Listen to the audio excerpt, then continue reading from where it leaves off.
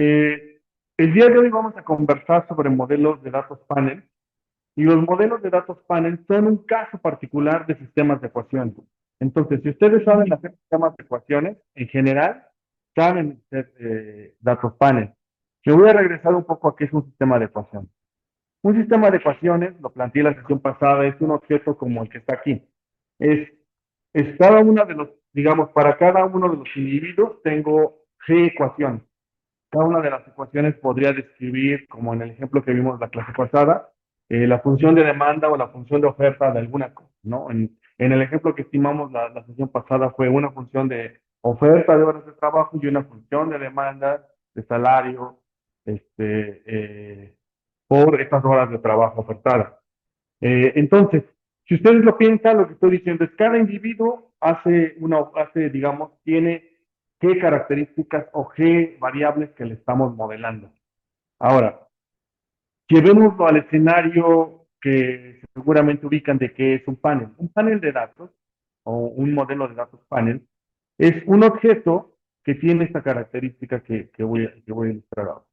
¿Cuál es la característica principal que tiene un objeto de datos panel? Es que al individuo ahora lo vamos a observar a través de una segunda dimensión. ¿Cuál es la segunda dimensión más común a través de la cual observamos a los individuos? A través del tiempo. Entonces, los modelos de datos panel son una conjunción, en general, digamos, no son una conjunción de una característica que es la información de los individuos, que van desde uno, 2, hasta n, y una conjunción regularmente de tiempo, que va desde uno, 2, hasta n. Entonces, regularmente lo que pensamos cuando hacemos modelos de datos paneles es observar al mismo individuo a lo largo de una serie de años. Pero esto no es limitativo solamente del tiempo. Ustedes también podrían hacer modelos de datos panel, digamos, a través de diferentes espacios.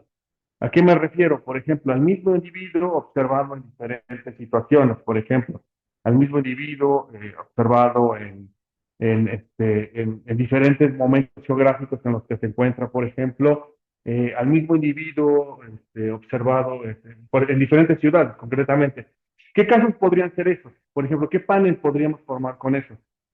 Algo tan sencillo como si quisiéramos modelar los precios promedio por ciudad de algún servicio, ya sabríamos que el individuo es per se, digamos, los precios, por ejemplo, digamos, de los servicios de análisis clínico, ¿no? Entonces, podríamos mirar cómo se ven los precios de la unidad de observación, son análisis clínicos observados a lo largo de las 47 o 53 ciudades que regularmente el INEGI recolecta la información. Pero a su vez, como vemos, por ejemplo, los análisis clínicos, también podríamos ver a otros servicios, ¿no? Por ejemplo, los alimentos, las bebidas. Entonces, cuando ustedes se dan cuenta, si ustedes indexan como individuos a todos los diferentes productos genéricos que el INEGI captura como elementos de la canasta básica, también pueden observar a esos mismos individuos, que son los elementos de la canasta, a lo largo de las diferentes ciudades. Entonces ya formaron un panel también.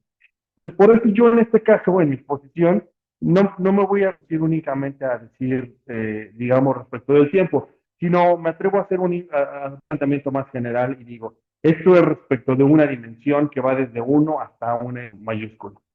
Ahora, ¿por qué esto en sí parece ser que es un caso particular de situaciones? Bueno, porque espero que ustedes noten una de la segunda dimensión, que es de uno hasta n, puede pensarse como una ecuación en sí misma.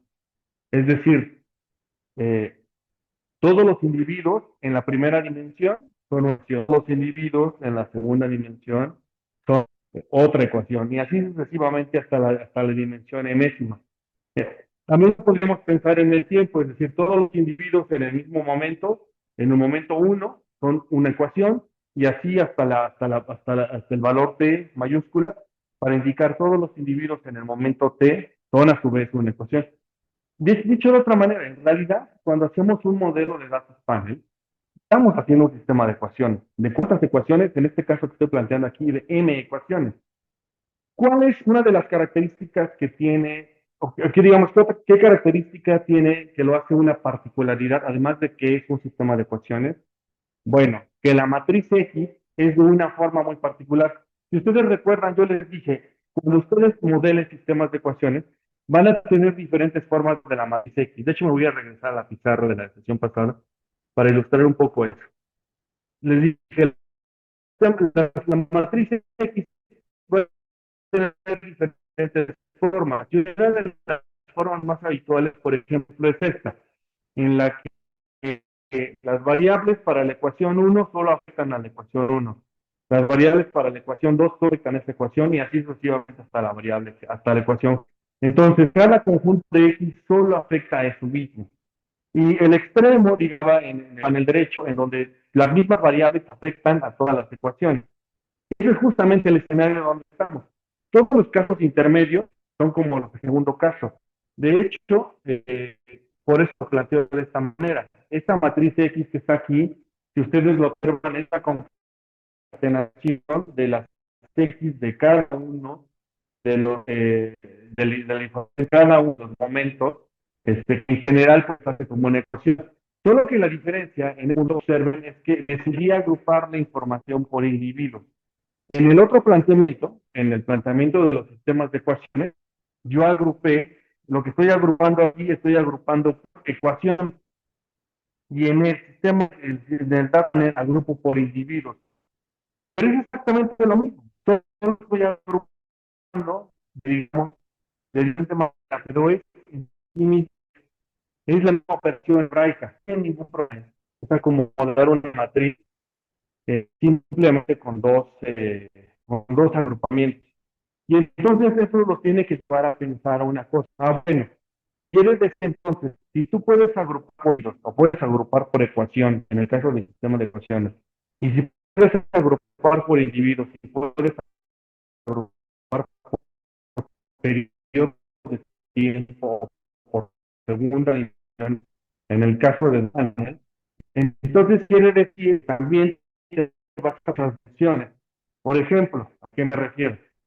Va a haber un conjunto de variabilidad que nos va a interesar captar por el hecho de cómo transcurre el tiempo. Piensen un poco de esta manera. Si ustedes analizaran los precios del mercado de una variable, seguramente una de las cosas que les preocuparía es la inflación. Porque dirían, bueno, ¿cuánto le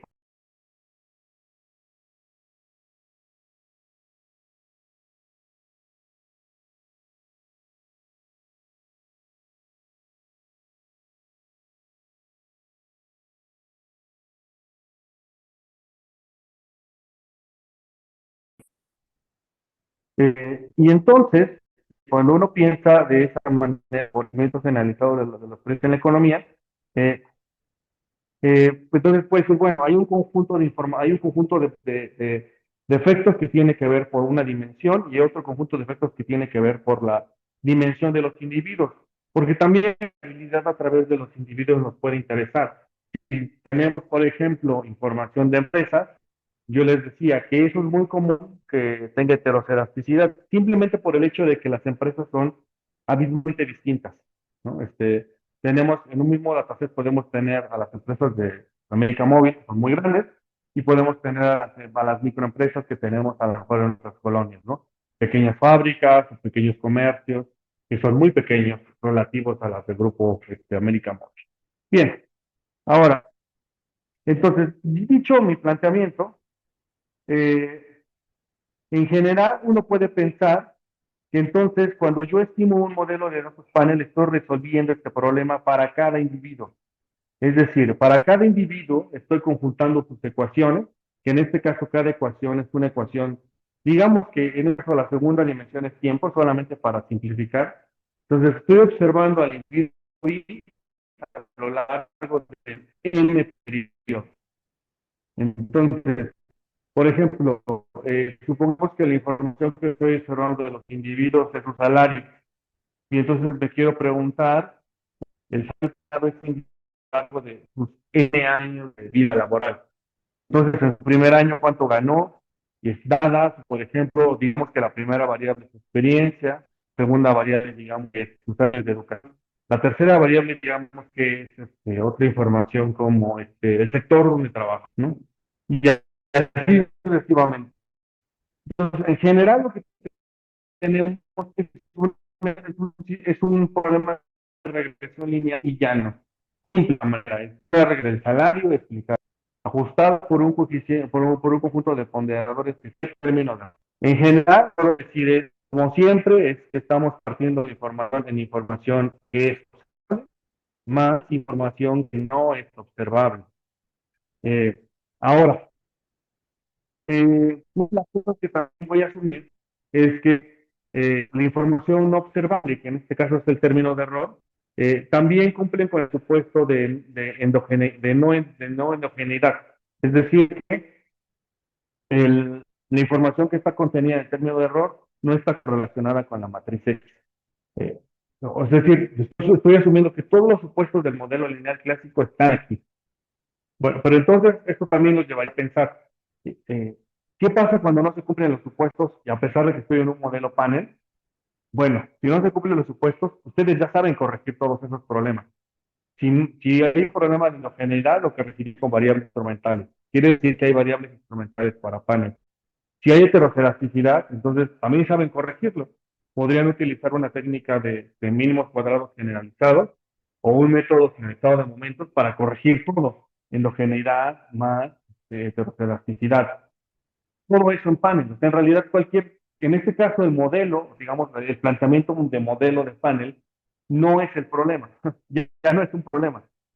Tal vez lo que sea un problema es si tiene diferentes violaciones a los supuestos, lo cual sí nos llevaría a plantear diferentes escenarios, ¿no? Por ejemplo, si no cumple la homogeneidad hay que buscar instrumentos, porque hay que meter variables instrumentales, si es heterocedástico, a lo mejor hay que pensar cómo va a ser la matriz omega o W para este caso. Pero en realidad ya no es, digamos, ustedes ya tienen un conjunto de herramientas para resolver este problema. Ahora, algo que antes de continuar, quiero que pensemos, entonces, en resumen, eso es lo que quiero que nos quedemos un poco del, del, del planteamiento que estoy haciendo hasta ahora. Entonces, en general, diremos que es un modelo lineal, como el que conocemos. Asumiremos que la matriz X es de rango completo, es decir, no hay multicolinialidad, o no hay multicolinialidad grave, digamos, en términos generales. La tercera, son variables exógenas todas y el término de error es homocedástico. Es decir, básicamente estoy planteando que esto es eh, un escenario en el cual se cumplen los supuestos del modelo lineal clásico. El único término que a lo mejor no debe ser tan familiar en este punto es el término de autocorrelación. ¿Qué significa la autocorrelación? Bueno, eh, en general piensen que en el mundo de la estadística existe el concepto de correlación. Y correlación significa exactamente qué tan parecidas son dos variables aleatorias. Eh, Esta correlación siempre le hemos supuesto que es condicional a que las dos variables aleatorias las estamos observando en el mismo momento. Ahora, ¿qué pasa si a las variables aleatorias las observamos en momentos distintos? Por ejemplo, una la observamos hoy y la otra la observamos mañana. Y nos preguntamos, ¿qué tanto se parecen las dos variables a pesar de que las estamos observando en diferentes momentos del tiempo?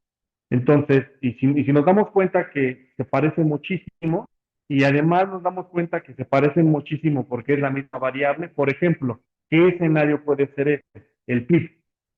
O sea, puede ser una variable aleatoria que la agregamos hoy con el PIB de mañana o el de pasado mañana, dentro de un año, y seguramente estará correlacionado. Entonces, pero a esa correlación le damos un nombre particular, le decimos autocorrelación, porque es dentro de la misma variable aleatoria, ¿no? Entonces, eso significa, entonces me voy a regresar a mi planteamiento de arriba, entonces la autocorrelación tiene que ver con qué tanto se parece la misma variable, por ejemplo, Y, a lo largo del tiempo. Por eso nos preocupa. La correlación sería a lo largo de los individuos. Entonces, correlación a lo largo de individuos, autocorrelación a lo largo de la misma variable, pero a través del tiempo. Entonces, es un poco para que lo tengan un poco en el radar. Es importante este concepto. Ahora, pero este modelo tiene un problema eh, que hay que solucionar y tiene que ver con cómo es el término de error. El término de error eh, se puede descomponer de dos maneras. En general sabemos que el término de error es información no observable. La información no observable puede ser de dos tipos. Puede ser totalmente aleatoria y puede ser información fija, o fija o que no cae a través del de la segunda dimensión. Eh, Suena un poco extraño, porque piénsenlo de esta manera. Estamos diciendo que el término de error tiene dos formas de pensar. Es, o es totalmente aleatorio, así absolutamente aleatorio. Es decir, cuando yo modelo un fenómeno, cuando por ejemplo quiero explicar el saber de las personas, entonces me tengo que preguntar que si la información no observable, es decir, el término de error, tiene un componente que no puedo, que además de que no lo observo, o sea, es decir, no lo puedo observar, además de eso, es totalmente aleatorio. Ese es el primer caso. El segundo caso es modelo salario. Lo que estoy diciendo es que el término de error ciertamente es un error porque es información no observable, pero es información que se mantiene fija a lo largo del tiempo. Piénsenlo un poco de esta manera. ¿Qué características podrían ser información no observable que se puede mantener a lo largo del tiempo? Pensemos un poco el escenario cuando planteé el modelo de causalidad. Y les dije, a veces las personas ganamos en el mercado laboral distinto por una cosa que le llamamos background familiar. Y ese background familiar incluye muchas cosas. Por ejemplo, ¿no? El tipo de habilidades o soft skills que adquirí a lo largo de mi vida, no sé, una cosa tan sencilla como yo aprendí, como que aprendiste inglés como segunda lengua desde que naciste, o lo aprendiste de adulto, eso te da habilidades distintas, o sea, eso marca claramente digamos, la forma en la que te comunicas en general en este idioma. Y esas cosas que solamente se observan hasta que eres una persona adulta. Entonces, ahora imagínense, ustedes, esa información no es observable porque las encuestas no la capturan. Es decir, cuando los encuesten para una encuesta como la ENOE, por ejemplo, la encuesta nacional de empleo y ocupación, de empleo, perdón, este, mm, no les preguntan, oye, ¿cuándo aprendiste inglés? ¿No? ¿Lo aprendiste cuando ibas al kinder o lo aprendiste cuando fuiste adulto? Ese tipo de cosas no se las preguntan. A final de cuentas, eso se vuelve información no observable para nosotros, ¿no? Pregunta, ¿ustedes creen que esa información no observable es aleatoria o es fija? ¿Qué pensarían? Es fija. Es decir, ustedes no pueden cambiar que aprendieron inglés de adultos o que lo aprendieron de niños. Es una cosa que van a mantener durante toda su vida laboral y va a afectar la manera en que se comunican en inglés. Se nota. O sea, se nota cuando una persona aprendió inglés cuando fue niño o cuando fue adulto. Y de hecho limita alguna medida la comunicación. Ese tipo de información no observable es fija a lo largo del tiempo. Ya no la puedes cambiar. No es una situación que ya ocurrió y no lo puedes cambiar. Esa es una característica, es información no observable, pero que no cambia a lo largo del tiempo. No es aleatorio. Ahora, ¿qué sí puede ser aleatorio? Bueno, aleatorio puede ser que a lo mejor a lo largo de tu vida laboral ha habido como ciertos shocks, como por ejemplo, algún día fuiste a echarte una copa y justo en la mesa donde te sentaste conociste al subdirector de Data Analytics de un gran banco del país. Y derivado de esa relación conseguiste un empleo, ¿no? Esto fue bastante aleatorio, ¿no? No fue esta información no observable que, no sé, a lo mejor si tú eres una persona que es muy sociable, a lo mejor es más expuesto a tener ese tipo de choques aleatorios. Y si eres una persona no sociable, a lo mejor es menos probable que un choque de esa manera, de ese tipo ocurra, ¿no? No estoy diciendo que sea correcto que así se den las relaciones, pero así ocurre, ¿no? Entonces, observen, el término de error tiene estos dos componentes, puede ser aleatorio o puede ser fijo. Y entonces eso nos lleva a un planteamiento. Y el planteamiento que nos lleva es que los modelos de datos panel los vamos a poder estimar a través de dos efectos.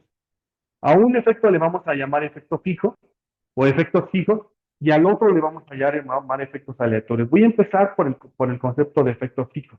Entonces, Si estamos en un escenario en el cual hay efectos fijos en el panel, vamos a decir que el término de error tiene un componente fijo o un componente que no depende de la segunda dimensión. Digamos que la segunda dimensión es tiempo. Es decir, este componente que está aquí, por eso tiene su índice I, porque está indicando, este amigo solo depende del individuo. Es, es esa característica, por ejemplo, que indica que esa persona aprendió inglés solamente cuando fue adulto. Eso no lo puede cambiar, ¿no? O esa persona aprendió inglés cuando fue niño, tampoco lo puede cambiar. Y el otro componente que es el término de error puro. Entonces, en general, vamos a decir que este tipo de situaciones las vamos a modelar de esta manera. Es decir, la variable Y, por ejemplo, el salario de las personas, yo sé que puede ser explicado. Vamos a asumir que este es el salario, digámoslo, déjenmelo un poco más grande. Entonces, asumamos por un momento que este es el salario de las personas, que es explicado por sus años de experiencia, por su educación, y no sé, por otras características. Y todo esto más un componente fijo. Este componente fijo que está aquí. Y más un término de error, que es el que está acá. ¿Ya? Entonces, esa es la forma en la que vamos a plantear un modelo panel con efectos fijos. Son efectos fijos porque es una constante, digamos, ¿no? En términos del individuo, pero no en términos en términos del individuo a lo largo del tiempo. Pero es una constante que es una característica del individuo. Es decir, las personas que estamos aquí en el aula y las que están conectadas, tenemos diferentes situaciones. A lo mejor aprendimos en diferentes momentos de nuestra vida, ¿no? Entonces, algunas aprendimos de adultos y tuvimos que ir al CEL, ¿no?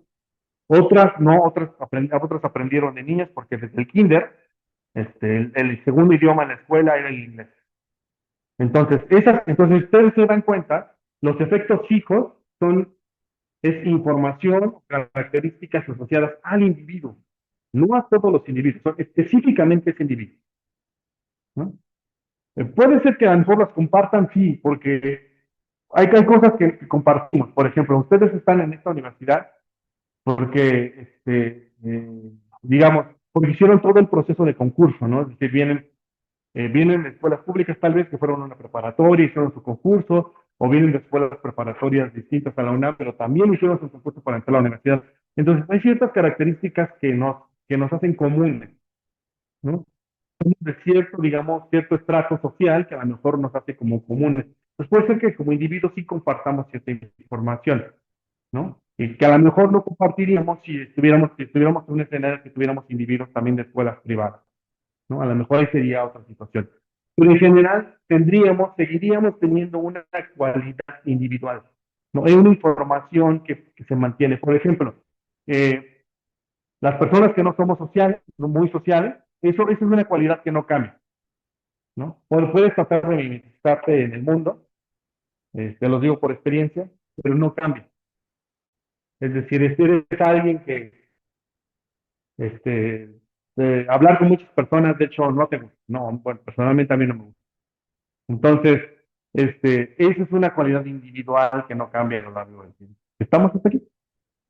Va, bien. Entonces, ese es el modelo de efectos. ¿Qué características tiene el modelo de efectos? Bueno, tiene estas características. Que uno, uno de las buenas, bueno, al menos de las buenas razones que hay para modelarlo así, es que a pesar de que hay efectos fijos, el término de error, a pesar de que tiene un componente fijo, no va a estar correlacionado con la matriz X. Incluso el mismo efecto fijo, el propio efecto fijo no va a estar correlacionado con la matriz X. Observen, nada más aquí una pequeña observación y esta no es trivial. La observación es que la matriz debe de tener, vamos a tener un efecto sobre la constante y ahorita lo voy a regresar a ese punto justo en el siguiente pedazo de ecuación. Bien, ahora, ¿a qué me refiero? Me refiero a lo siguiente. En general, cuando modelemos un modelo de efectos fijos, lo voy a modelar como si hubiera domis. Esto que está aquí son domis de efectos fijos. Entonces, por ejemplo, para el individuo 1, sus efectos fijos estarán cuantificados en la primera columna. Todos estos que aquí son los efectos fijos del individuo 1. Luego, los efectos fijos del individuo 2 estarán en el segundo grupo de columnas. Y por último, los efectos fijos del último individuo estarán justamente en esta última columna. Entonces, eso tiene implicaciones sobre quién, sobre la constante. Este modelo en particular no podría ser constante. Porque si le pongo constante, la constante es un puros unos. Si recuerdan ustedes, la constante son unos en todas las entradas de la matriz X. Si le pongo una columna de puros unos, sería multicolineal con los efectos fijos. Entonces no la puedo colocar. Entonces tengo que decidir, si coloco constante, entonces elimino el efecto fijo de alguno de los individuos. Pero si pongo efectos fijos para todos los individuos, no puedo colocar constante. Entonces, por eso les decía que aquí sí hay un grado importante de si coloco o no efectos fijos para todos los individuos. En general, solamente es un tema de estimación. El punto relevante aquí es que entendamos que cuando modelemos efectos fijos es como si incorporáramos UMI o DOMI, ¿no? Entonces, los características de la persona. Es, lo que nos está diciendo es qué tan diferentes los de amigos. ¿Qué diferencia es? Va a depender mucho de qué estén estimando. Eh, a veces no mismo, en realidad no tanto, saber si es que de verdad Benjamín es muy diferente a los demás. Solamente lo que queremos tener a lo largo del foro no es,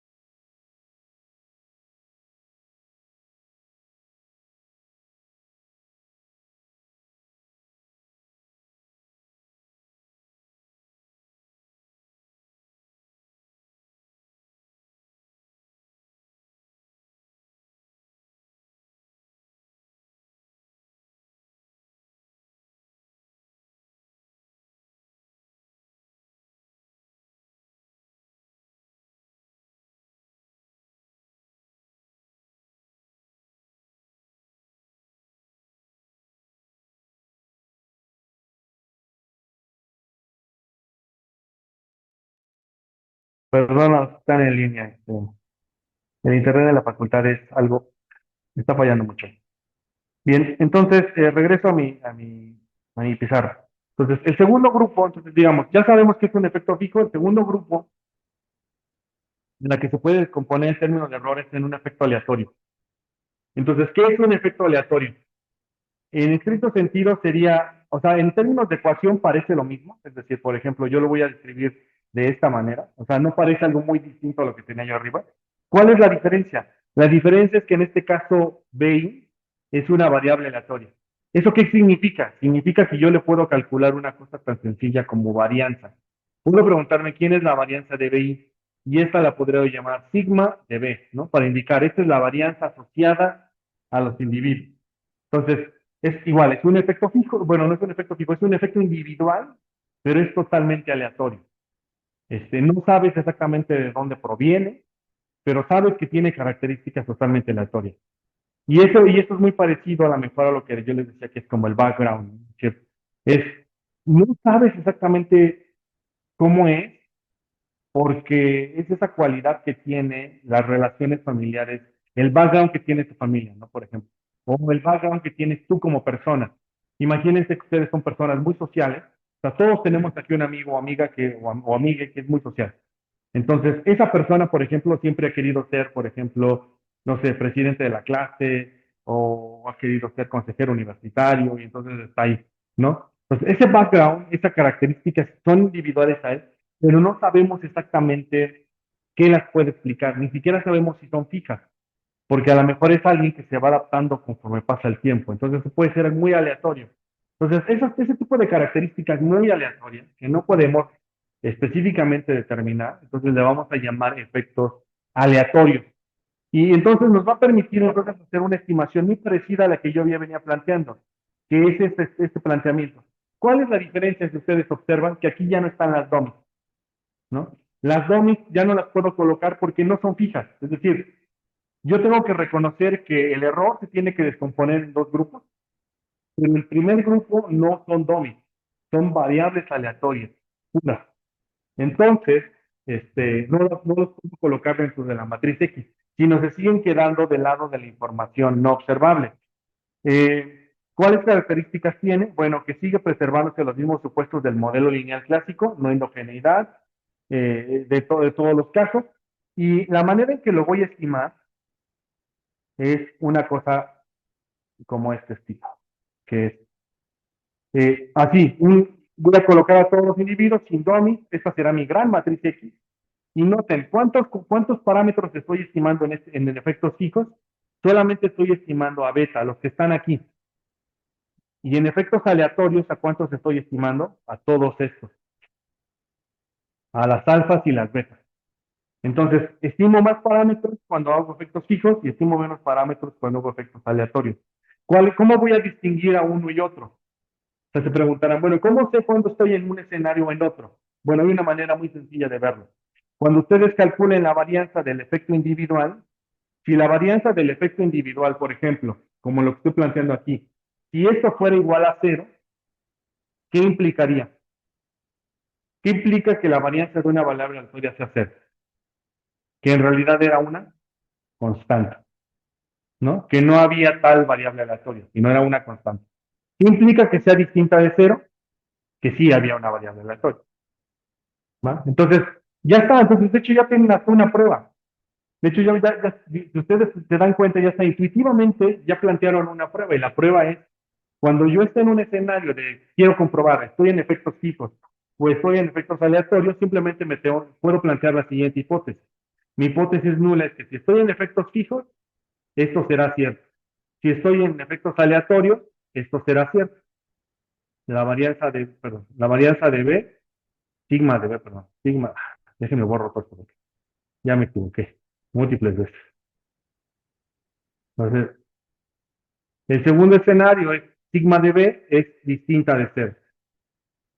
De hecho, de hecho, esta es la prueba, concretamente. Ahorita voy a regresar. Ahora, bien, pero hay una tercera vía, así como conclusión política, ¿no? Hay una tercera vía. La tercera vía es, bueno, ¿qué pasa si ya no me importa? O sea, ustedes dicen, fíjate que ya no me importa si hay efectos individuales. Porque de hecho, la parte de arriba, toda la discusión de arriba, si ustedes lo observan, se trató de discutir cómo eran los efectos individuales. Si los efectos individuales eran fijos o aleatorios, pero todo tenía que ver con eso. Si había un efecto individual. Ahora, ¿qué pasa si decimos, no, sabes qué? No me preocupa, no sé si hay efectos individuales o no, lo voy a estimar como una regresión sin importar si es que hay efectos individuales. En este caso, estaremos en una regresión full y es una regresión común, simple, pero en la que ya no vamos a descomponer el término de error. Diremos, el término de error es el que es y se acabó. Bueno, y listo. Ahora, solamente para terminar esta parte de exposición teórica. Entonces, en general, vamos a poder plantear una hipótesis en la que diremos que podemos decir que las betas de efectos fijos y las betas de efectos aleatorios son iguales. Si son iguales las dos betas, entonces podríamos ser indistintos entre modelarlo como efectos fijos o modelarlo como efectos aleatorios. Si son distintas, si las betas de efectos fijos y las betas de efectos aleatorios son distintas, entonces sí podemos decir que son dos modelos distintos y lo que nos tendríamos que preguntar cuál es el correcto. ¿Cuál es el modelo más adecuado? El modelo más adecuado es que los coeficientes tengan efectos fijos, o más bien que, que los errores, que el término de error tenga efectos fijos o efectos aleatorios. Y a veces esa respuesta no es tan clara. Eh, de hecho, una de las buenas prácticas que yo esperaría si ustedes tienen que utilizar un panel para sus tesis es que tienen que presentar todas las estimaciones. La regresión pool, es decir, no asumo que hay efectos individuales, la regresión con efectos fijos y la regresión con efectos aleatorios, y entonces discutir cuál de los tres modelos podría ser el más adecuado y discutir, a lo mejor algunos de los coeficientes les interesa, y entonces tendrían que discutir cuál de esos coeficientes es el que les interesa y por qué debería de sostenerse bajo diferentes o respecto de cada uno de esos escenarios. Entonces, hacer retos panel también tiene su, digamos, su complejidad de implementación, porque tienen que ser muchos modelos. Ese es el punto, en realidad. Ahora, esta prueba de si hay efectos fijos o efectos aleatorios, se puede resumir con esta prueba de Hausman. Es una prueba que compara las dos betas y ya es una prueba de Hausman, es una chi cuadrada de 2 grados de libertad. Ahorita la vamos a hacer en Python. Y esta es una prueba también que sería equivalente a la de arriba. La hipótesis nula es, hay efectos fijos, la hipótesis alternativa hay efectos aleatorios. Entonces, es lo mismo. Es lo que estoy diciendo. Es exactamente lo mismo. Esas tres pruebas son exactamente lo mismo. Son diferentes maneras de ver el mismo problema. Bien, ¿dudas con esto? ¿Hasta este punto? Ok, vayamos a Python y tratemos de estimar algo en efectos fijos y efectos aleatorios. Entonces, me voy a ir a Python y voy a trabajar hoy con la clase 4. Y vamos a trabajar. Este es un ejemplo que viene del paper de Grunfeld. Creo que en la bibliografía les dejé el paper. Si no lo encuentro en la bibliografía, se los pongo aquí para que tengan el paper original de donde estoy tomando este ejemplo. Entonces vamos a conectar este ejemplo a Colab. Entonces voy a ir a Colab. Eh, mm, Me voy a conectar con esto.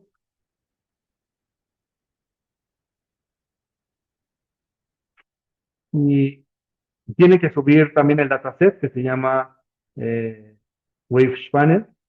Entonces, déjenme buscar dónde está mi dataset. Mi dataset está aquí. Voy a subir mi dataset.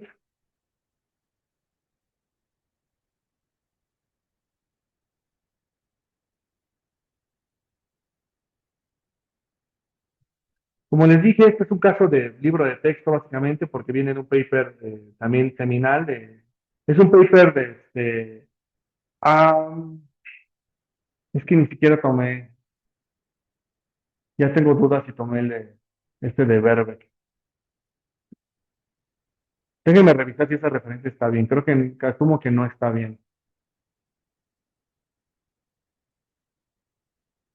Lo voy a checar. Es que no me acuerdo si entonces tengo el dataset de Grunfeld o este de Verbeck.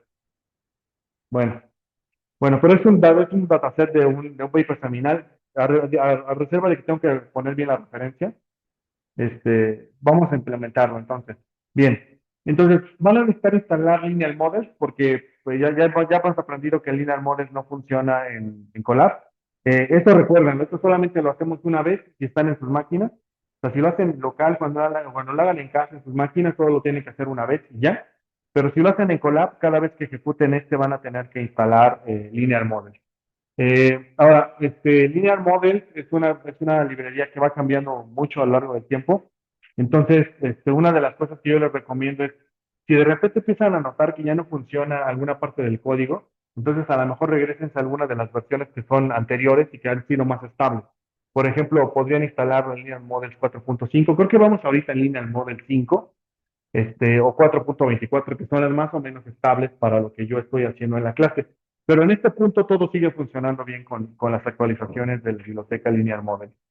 Bien, ahora vamos a importar las bibliotecas que voy a necesitar. Voy a necesitar las habituales, ¿no? Lambda, NumPy, que son para procesar datos, StatModel, y de StatModel el summary call, que es para que presentemos los tres modelos, como les dije, hay que ver los tres modelos a la vez. Y luego voy a importar, voy a necesitar un pool OLS, que es para estimar el último modelo que les comenté, y el panel OLS, que me va a permitir estimar efectos fijos y efectos aleatorios, que lo voy a complementar con esta última biblioteca que se llama Random Effect. Y Compare, que es para comparar los modelos. Y listo. Eso es lo que necesito para trabajar en la sesión de hoy. Entonces, vamos a importar el dataset. El dataset está aquí, pero aquí está la descripción de las variables. Entonces, la primera columna es un ID de las personas. Es la información que tenemos es el salario de las personas en logaritmo desde 1980 hasta el 87. Entonces, la segunda dimensión va a ser tiempo. Tenemos 6 años. Luego tenemos una variable dummy que indica si la persona es de raza negra o no. Luego tenemos experiencia, que es en los años de experiencia en el mercado laboral. Y si tenemos una dummy de si la persona es características hispanas o no. Las horas de trabajo anual que se trabajaron durante el año. Un indicador de si está casado o no la persona. Los años de educación y también si está en una unión o no. ¿Vale? Hasta aquí estamos. ¿Alguna duda con el dataset? ¿O algo por el estilo? Va, va, bien. Ahora, vamos a hacer algunas adecuaciones. Entonces, ¿qué es las adecuaciones que voy a hacer? Voy a tomar la variable que es year dentro del dataset. Entonces, con esa instrucción, recuerden, hay dos maneras de acceder a las columnas de un data frame. Uno es tomar el nombre del data frame, luego abrir brackets, colocar comillas y el nombre de la columna. Esa es una manera. Y funciona cuando los títulos de las columnas a veces tienen espacio o tienen caracteres raros. Pero si son más o menos estables las columnas, a lo mejor la manera más sencilla de acceder es el nombre del data frame, punto, el nombre de la columna, que en este caso ese es el mecanismo que estoy utilizando. Entonces estoy utilizando el nombre del data frame, punto year, para decir este es el año. Y lo que voy a hacer es lo siguiente. Al data frame le voy a decir, quiero que el índice, noten que en este momento el índice, si ustedes se regresan aquí arriba, el índice tiene, el índice es esta fila que dice 0, 1, 2, 3, hasta 4, al menos en estos primeros 5 elementos que mostré. Voy a cambiar ese índice, lo voy a restablecer con esta instrucción. Le voy a decir, quiero que el índice sea el indicador, el ID de la persona, más el año. Y quiero que me muestre los resultados. Y entonces observen, de esa manera, lo que tengo es que ahora ya cambió. Noten, si ustedes observan, ahora tenemos que estas dos columnas no tienen arriba, bueno, tienen un título, pero el título nos dice de dónde proviene el índice. Entonces, estoy agrupando la información. Entonces, tengo al individuo identificado con el ID 13, con su información para los 7 años. Y así hasta el último individuo, que es el individuo 12.548, para su información para los 7 años. ¿Sí? Hasta aquí estamos. Entonces ya se ve claramente la idea, ¿no? De individuo, segunda dimensión, que es tiempo. Bien. Ahora, entonces, ¿qué es lo que voy a hacer? Lo primero que voy a hacer es, voy a volver categórica la variable año, porque lo que quiero hacer es ver si digamos, el salario de las personas tiene que ver con el año. Eso puede ser relevante, ¿no? Por ejemplo, sobre todo porque tenemos ahí, bueno, no cruza ninguna crisis relevante en este caso que tengo aquí, pero asumamos que a lo mejor tuviéramos en medio una crisis, ¿no? Si tuviéramos información de los últimos años para México, a lo mejor nos gustaría colocar una DOMI para identificar si el efecto de COVID tuvo o no tuvo un efecto sobre los salarios, por ejemplo. Entonces, por eso sería bueno crear DOMIs por año, como en este caso. Voy a crear DOMIs por año y voy a ver si es que existe algún tipo de defecto. Por eso, entonces, ¿cómo lo creo? Les digo, utilizo de pandas la función categórica y la guardo en la variable year, y entonces voy a colocar, entonces hasta el final, lo que voy a ver es que esta variable year ya es categórica, no es numérica. Entonces se sigue viendo igual, digamos, en apariencia se ve igual, pero ya es categórica. Y bueno, ¿para qué la quiero categórica? Para generar dummies de esta manera. Y entonces veamos cómo se ve ahora mi dataset. Mi dataset es que ahora al final tengo la variable año y luego tengo una categoría. Es decir, en true o false, que en este caso para Python lo va a interpretar como 0, 1. Entonces, cuando tenga 1980 voy a tener un 1 y cero en todas las demás. ¿Sí? ¿Hasta aquí estamos? ¿Dudas? Con eso. Va. Entonces, voy a empezar por el caso, entonces, más restrictivo, que es decir, voy a asumir que este no es un problema de datos panel. Recuerden, cuando estamos en un escenario de modelo de datos panel, la razón por la que lo estimaríamos con técnicas de datos panel es porque sabemos que hay efectos individuales. Si no hay efectos individuales, no necesitamos estimarlo por modelo panel. Puede ser cualquier otra técnica. Justamente hoy voy a empezar. Voy a asumir, aquí no hay efectos individuales. Supongamos eso. No hay efectos individuales, entonces esto se puede estimar como una regresión pura. Entonces, voy a utilizar todas las variables que tengo, que es característica de la persona, sus características fisionómicas, ¿no? Luego sus años de experiencia, si está casado o no, su educación, si está en una unión familiar o no. Entonces, bien, eso será mi matriz X. Luego, entonces, voy a definir mi variable endógena, que en este caso, bueno, sigo agregando ahora otras variables que son la de años, para otro conjunto X1, y mi variable que quiero explicar, que es la del salario. Entonces voy a hacer una regresión del modelo pues, tal cual. Bien, aquí está. Entonces me sale un R cuadrado de 19,52, un R cuadrado bajo, y aquí tendría yo como mi estimación. Entonces, lo que hace una regresión pool es que esto es básicamente estima como si no fuera un individuo, sino que como que cada renglón en sí mismo fuera un individuo. Es decir, no agrupa la información por individuos, dicho de otra manera. Entonces, lo que podemos ver es que, por ejemplo, así, sin ninguna restricción, el modelo dice que, por ejemplo, ser de características de ser una persona de raza negra disminuye su salario en 0,13. Recuerden, está en logaritmos el salario, entonces eso se puede interpretar hasta en términos porcentuales. Eso es casi 13%. Entonces, quiere decir que una persona negra en promedio gana 13% menos salario que cualquier otra persona de otra característica, en este caso blanca, porque tenemos a hispanos, ¿no? Y los hispanos ganan 2% por encima de una persona promedio. Sí, eso es lo que dice. Los años de experiencia aportan 7%, más o menos, cada año de experiencia, y justo tenemos el signo negativo. Eso quiere decir que entonces hay rendimientos decrecientes por la experiencia. Quiere decir que entre más experiencia tienes, sí ganas más salario, pero llega un momento en el cual tu experiencia, en lugar de aportar salario, de hecho disminuye tu salario. Luego, las personas casadas ganan 12% más que las personas no casadas. ¿Quién más? Las personas que están en unión ganan 17% más que las personas que no están en unión. Y por cada año tenemos el efecto. ¿Vale? Bien, ¿dudas con esta estimación? Entonces, es una estimación que haríamos, ¿no? Así, digamos, de introducción a la econometría, ni siquiera de econometría 1. La ecuación que la estimaríamos. Ahora,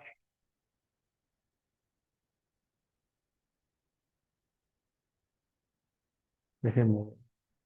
Sí. Este es para su conjunto X1 y para el conjunto X, es decir, déjenme ver por qué cambié del 1 al X. Creo que fue. Denme un segundo, te quiero ver qué le cambié del X1. Ah, ya. Ya.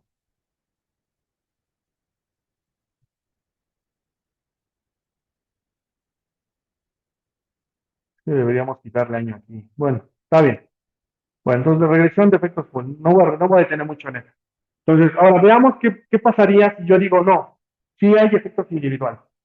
Entonces, quiero estimar esto por las dos técnicas que conozco, efectos aleatorios y efectos fijos. Voy a empezar por efectos aleatorios. Entonces, ¿cómo hago un modelo de efectos aleatorios? Lo que voy a hacer es lo siguiente, voy a tomar la función random effect, le voy a decir quién es la variable y, la variable x, y voy a estimarla, tal cual. Esto no tiene mayor tema. Y entonces, el r cuadrado, de hecho, se parece mucho al que yo tenía arriba en los modelos anteriores, y veamos el efecto. ¿Cambió o no cambió? Vamos a ver entonces ahora. Ser una persona negra, por ejemplo, gane 14% menos, es algo que más o menos traíamos por ahí. Ser hispano 2%, la experiencia tiene rendimientos decrecientes, estar en unión te da un salario mayor que solo estar casado, bueno, estar casado, está medio, se mantienen más o menos los mismos resultados, pero sí cambian los coeficientes, ¿sí? Va. Ahora, veamos otro caso. ¿Qué pasa? Bueno, en este caso, como es un efecto fijo, perdón, efectos aleatorios, dijimos entonces, el término de error se descompone en dos, efecto individual más efecto, digamos, sin efecto individual. Me voy a regresar a mi pizarra.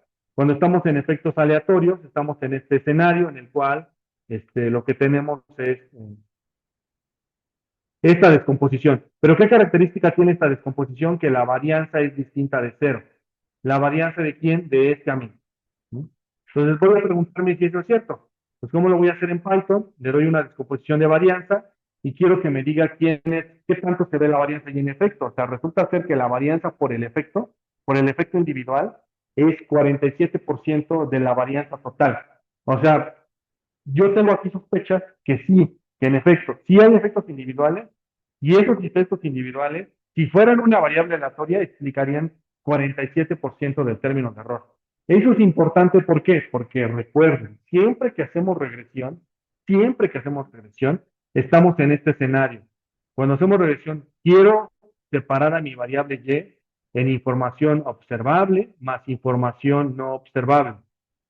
Entonces, es decir, de otra manera, en información de X por beta más el término de error. Y en este caso el término de error, si se puede separar en efecto individual y efecto si digamos irrestricto, entonces lo que estoy diciendo es que de esta varianza, este amigo, el último amigo en la varianza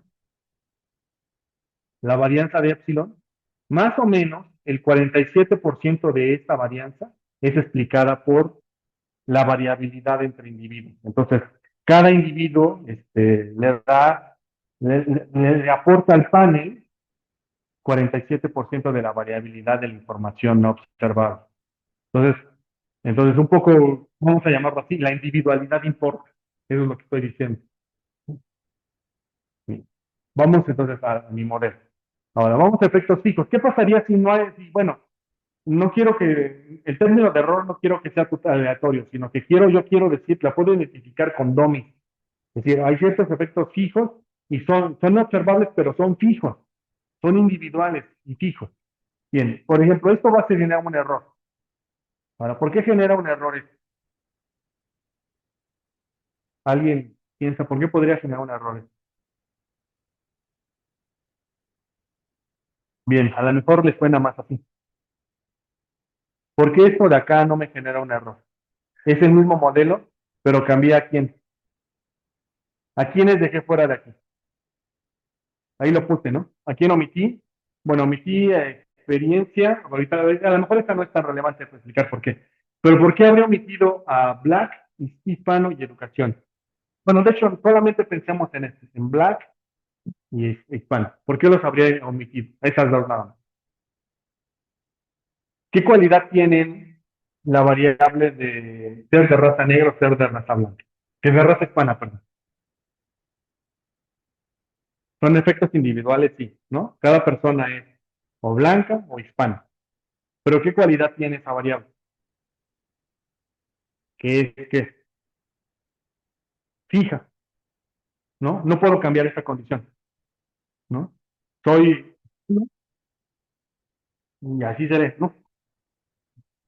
Ni aunque haga la Michael Jackson, ni es, ¿no? O sea, no va a cambiar, ¿no? Entonces, como son variables que se mantienen fijas a lo largo de la segunda dimensión, que en este caso es tiempo, entonces se van a volver colineales con quién, con el efecto fijo. Entonces, todas las variables que puedan ser colineales con los efectos fijos las debo de quitar del dataset de regresión. Entonces, bueno, y por ejemplo, los años de experiencia, eso fue una cosa que aprendí conforme fui estimando, y los años de educación también. Todo lo demás, parece que no es tan colineal, por eso se pudo resolver. Pero, por ejemplo, hay una cosa que me llamó mucho la atención es que la variable unión y la variable casado no permaneció fija. Es decir, hay personas que a lo largo de la historia, de estos 7 años que tenemos de historia, cambiaron de situación. Pasaron tal vez de estar a casado a estar en unión o a estar sin, sin nada, ¿no? Sin estar casado ni en unión. Entonces, por eso se pudieron mantener esas dos variables que a lo mejor uno pensaría que puede ser un efecto fijo, que se mantiene constante a lo largo del tiempo, pero no es cierto, ¿no? Entonces, si este modelo ya lo puede estimar también, entonces lo que me da es que el R cuadrado crece un poquito. Y bueno, ¿y por qué me da esto? Noten esto, es el R cuadrado entre 3, me da 3 R cuadrados. Y me dice, ahorita voy a regresar a esta, pero bueno, me dice 3 R cuadrados. ¿Por qué serían, qué significaría cada uno de estos? Un R cuadrado que es información between, otro que es within y overall. ¿Qué significa cada uno de ellos? El R cuadrado, digámoslo como between, quiere decir que es como si hiciera yo un R cuadrado dentro de la información del individuo nada más, de cada individuo. Luego, el R cuadrado within sería como un R cuadrado entre grupo, entre individuos, a lo largo de todos los individuos, tratándolos como un grupo, ¿no? Es decir, cada individuo es un grupo, entonces lo comparo con los demás. Y el overall, es decir, no asumo que todo se comporta como si fuera uno solo. Por eso tengo 3 R cuadrados. Le podemos dar más interpretación, pero en realidad yo me preferiría que lo miraran nada más como una aproximación. Ahora, veamos. Y ese sería mi modelo, mi estimación con efectos fijos. Ahora, ¿cuál es el problema que tiene una estimación como esta de efectos fijos? Seguramente ya lo empezaron a notar, que el problema que tienen es que perdemos algunas de las variables que a lo mejor eran interesantes observar en modelos como el de efectos aleatorios, como por ejemplo la raza, y ya no la puedo incorporar porque es parte del efecto fijo. Entonces, ¿pierdo información? Sí, sí, sin duda.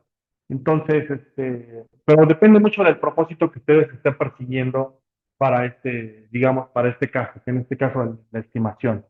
Eh, ¿Qué más? Vamos a juntar todo. Voy a utilizar los mismos regresores solamente para que eh, los comparemos. Entonces, aquí está mi comparación. Entonces, tengo diferentes estimaciones, ¿no? Tengo efectos fijos y efectos fijos por entidad y por tiempo. Esa es una cosa que también pueden hacer. Pueden considerar que el efecto individual es por individuo, pero también alguien me podría decir, no, el efecto individual es por tiempo. Eso es distinto, observen. Una cosa es decir, hay características de los individuos que se mantienen fijas a lo largo del tiempo, pero también alguien podría decir, hay características de los años que se mantienen fijas a lo largo del tiempo. ¿Cómo qué cosas pueden ser esas? Todos enfrentamos la misma pandemia en el mismo momento, ¿no? Entonces es un efecto individual para 2020. Entonces pueden mirar la información desde los individuos o desde el tiempo. Entonces, esas es justamente estas dos columnas que están aquí. De hecho, es parte de la segunda estimación, de la última estimación que hice aquí, que es, lo que hice aquí fue un efecto, igual un efectos fijos, pero con este caso, con el tiempo.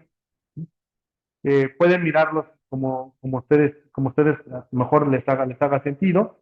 Entonces, aquí hice efectos fijos por entidad, luego lo combiné y luego efectos aleatorios y pool effect. Y veámoslo cómo se ve.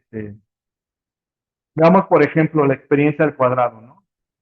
Bueno, el efecto de estar casado, a lo mejor que es el que está constante a lo largo de esto. Entonces, en un escenario en el que yo digo que, déjenme señalar. Entonces, entre paréntesis está el error estándar. No, perdón, el estadístico T, el estadístico de prueba. Entonces, ¿qué es lo que podemos notar? Vean, veamos la última columna. La última columna es el modelo full. El modelo en el que yo digo no hay efectos individuales, todo lo puedo tratar como si fuera una regresión. Y en ese modelo yo digo que estar casado aporta 12% al salario. Un poquito como pensando, noten también de qué época es el dataset. El dataset es de los 80. Entonces es una época en la cual no era políticamente incorrecto y no era mal visto que las empresas decidieran sus contrataciones con base en si la persona estaba casada o no. ¿Por qué? Porque la característica de estar casada no era un indicador de si la persona era responsable o no era responsable, ¿no? Me parece que eso es irrelevante, ¿no? O sea, un señor podía dejar a su familia sin ningún tema. Y eso no habla nada de si está casado o no está casado, ¿no? Igual es igualmente irresponsable, ¿no? En cualquier escenario. Entonces, eso tampoco me parece un buen indicador, pero bueno, eso era una época, ¿no? En los 80, en la cual eso era importante para los reclutadores. Bien, ahora, ¿qué pasa si sí considero los efectos individuales, que son las otras tres columnas? Las otras tres columnas, noten, si yo tomo efectos fijos solamente por individuo, estoy diciendo que que estar casado te aporta 4% más de salario. Si digo que el efecto fijo también es por año, sigue siendo el mismo 4%. Pero si son efectos aleatorios, es casi 7%. Pregunta, ¿cuál de esos modelos creen ustedes que sería el más adecuado? ¿El último, que es no hay efectos individuales, o alguno de las primeras tres columnas? Primero descartemos eso. ¿Creen que en el caso de una variable como el salario sea relevante el efecto individual o no? Y probablemente la respuesta que ustedes van a decir es sí. Sí, yo creo que sí. O sea, sí hay un efecto individual del salario. ¿Por qué? Porque el salario de las personas sí importa quién lo está ganando, ¿no? Es decir, no es algo que eh, las empresas no ponen salarios, por lo que entendemos, de forma arbitraria, ¿no? Es decir, eso parecería ser, aunque a veces cuando uno mira las negociaciones de sindicatos, uno podría pensar, a lo mejor no hay efecto individual, ¿no? Porque la negociación se volvió en bloque. Pero bueno, vamos a asumir que sí, que a lo mejor sí hay un componente individual. Porque a pesar de que haya negociación en bloque, a lo mejor las empresas deciden compensar a algunos trabajadores mejor que a otros, ¿no? Digamos, un salario base más una compensación que puede depender de otras cualidades. Entonces, digamos que la última columna no me parece que sea la mejor, ¿no? Digamos, el efecto pool no, porque, digamos, no, aquí sí hay efectos individuales. Ahora la otra pregunta es, ¿los efectos individuales son fijos a lo largo del tiempo o son aleatorios? Esa es la segunda pregunta. Si son aleatorios, entonces estaríamos en la tercera columna. Si son fijos, serían en las primeras dos. Y aquí ya depende de ustedes. Ustedes son los que están escribiendo la tesis, ¿no? Ustedes son los expertos del dominio. ¿Sí? O sea, lo planteo un poco en el escenario de cuando ustedes estén trabajando este tipo de modelos. ¿Cuál es el modelo correcto? Depende de qué tanto conozcan el fenómeno. Pues recuerden, cuando uno escribe una tesis o escribe un artículo, uno se vuelve experto de ese dominio. Entonces, uno puede decir, bueno, con base en lo que yo conozco, entiendo de este problema, el fenómeno se debería describir de la siguiente manera, ¿no? En este caso, yo voy a decir, en realidad, yo tiendo a pensar que el mercado laboral sí es un mercado de efectos individuales chicos. ¿Por qué? Porque hay características que no puedes cambiar a lo largo de la vida, como lo que les decía. Las personas que aprendimos inglés de adultos, claramente se nota la diferencia de nuestra comunicación respecto a las personas que aprendieron inglés cuando iban al kinder. Pero es significativamente, o sea, todavía a lo mejor no está en el mundo laboral, pero cuando esté en el mundo laboral lo van a notar. Entonces, es un efecto fijo, es decir, es algo que yo no puedo cambiar, ¿no? Yo no aprendí inglés de niño, yo aprendí de adulto. Entonces, una característica individual que digamos que va a limitar mi capacidad de comunicación porque no es lo mismo aprender inglés de forma nativa, como lo pudo haber hecho alguien que aprendió desde el kinder, hasta una persona que no lo hizo así, ¿no? Entonces, para mí, las primeras dos columnas serían las más adecuadas. De hecho, si ustedes observan en estos dos escenarios, como que los coeficientes, más o menos, a pesar de que hice efectos fijos, eh, tanto por una como por otra, y se mantienen más o menos igual, de hecho. ¿Va? Bien, ¿dudas? ¿Comentarios? Ok, va, bien. Ya para cerrar la clase de hoy, entonces, veamos un poco cómo se ve el tema de la varianza. Entonces, ahora, una de las cosas, entonces aquí ya yo hice una discusión un poco eh, sobre cómo entendía yo el fenómeno, pero también hay una segunda discusión que es, ¿podemos analizar el, el, este, el tipo de varianza? Sí. Entonces, por ejemplo, si ustedes, igual como lo hicimos cuando hicimos sistemas de ecuaciones, solo hay que modificar el curve type para decir qué tipo de varianza estamos estimando. Podemos estimar, ya saben, cluster por individuos, bueno, homocedástica, heterocedástica, la que nosotros querramos. Y estimar los efectos fijos, ¿no? De tal manera. Y bueno, y por último, la prueba de Hausmann. La prueba de Hausmann, aquí está hecha un poco a mano. Linear Models tiene una prueba de Hausmann, pero por alguna razón no pude hacer que arrancara. Quién sabe, alguna actualización debe de haber que yo no estoy entendiendo, pero aquí está escrita mal. O sea, esto que está aquí es una función que calcula la prueba de Hausmann. Esta, yo les recomiendo que utilicen esta por ahorita. Después, si luego vemos la documentación y vemos por qué, cómo está funcionando la prueba de Hausmann. Pero la prueba de Hausmann simplemente es justamente esta expresión que tengo aquí en mi pizarra, que es esta última que está aquí, que es lo que voy a hacer es voy a comparar los dos conjuntos de betas, las betas aleatorias con las betas, efectos aleatorios con efectos fijos. Si las dos betas son lo mismo, entonces puedo decir que no importa el modelo, efectos fijos, efectos aleatorios, puedo utilizar cualquiera. Si son distintas, entonces sí me tengo que preguntar cuál de las dos quiero utilizar, ¿no? Entonces, ahora, recuerden, aquí hay un problema. A veces algunas personas llegan a interpretar que la prueba de Hausmann te dice si hay efectos fijos o no. Eso no es cierto. Lo que dice la prueba de Hausmann, ustedes aquí lo pueden ver, es que lo que dice la prueba de Hausmann es simplemente dice si los efectos fijos y los efectos aleatorios generan el mismo conjunto de betas. No quiere decir que haya uno u otro. Es si son las mismas betas. Si son las mismas betas, entonces ustedes pueden decir, puedo utilizar cualquiera de los dos modelos y obtendría los mismos resultados. Pero si son betas distintas, no quiere decir que uno sea mejor que otro, sino más que ahí sí importa su criterio, ¿no? Entonces me voy a ir a mi Python. Entonces, para esta función solo necesito estas dos bibliotecas, NumPy y Stat de SciPy. Vamos a ejecutar esta función. ¿Qué hace esta función? Bueno, por ejemplo, toma los parámetros de los efectos fijos y los parámetros de efectos aleatorios. Entonces, está asumiendo que le voy a ingestar dos modelos, un modelo de efectos fijos y un modelo de efectos aleatorios. Y luego, ya una vez que extrae los parámetros, extrae las varianzas y genera esta es la prueba. De hecho, la misma que la que tengo en la pizarra es esta prueba, es que es justamente el producto punto de efectos fijos menos efectos aleatorios multiplicado por la matriz inversa, que es la varianza, por otra vez los efectos fijos menos efectos aleatorios, que es justamente esta expresión que tengo aquí, ¿no? Efectos fijos menos efectos aleatorios por la varianza. Eso es, no estoy haciendo otra cosa, estoy haciendo lo mismo, y esta es una chi cuadrada de 2 grados de libertad. Y listo, la voy a implementar y vamos a ver qué nos sale. Y aquí estaría mi resultado y me dice que me sale, que el estadístico chi cuadrado me salió 59 y el p-value me salió 8 ceros antes del 3, o sea, 0.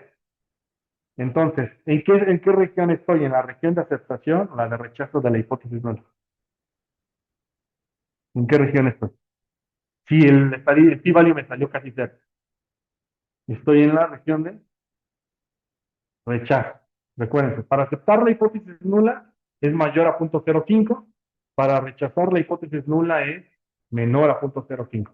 Y en este caso la hipótesis nula dice que las dos betas son iguales. Que las dos betas son distintas. Cosa, lo que implica es que tengo que tomar una decisión. ¿Cuál de los dos modelos utilizaría? Bien, ¿dudas? ¿Comentarios? ¿Quejas? ¿Sugerencias? No. Va, buenísimo. Voy a detener la grabación en este punto, si no hay más dudas. Este,